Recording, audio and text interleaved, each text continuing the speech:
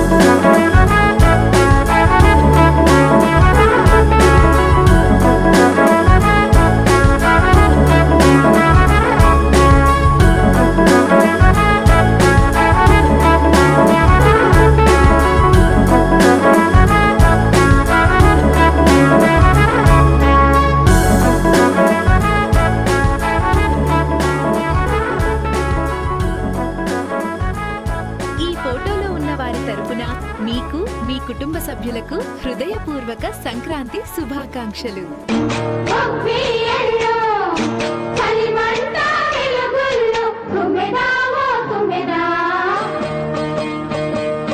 సంక్రాంతి వచ్చిందే తుమ్మెదా,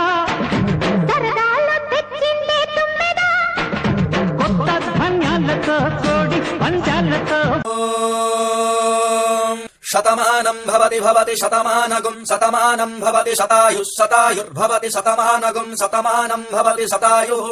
భోగి పండుగ సందర్భంగా ఆ భగవంతుని ఆశీస్సులు మీకు ఎల్లప్పుడూ ఉండాలని కోరుకుంటూ మీకు మీ కుటుంబ సభ్యులకు భోగి శుభాకాంక్షలు.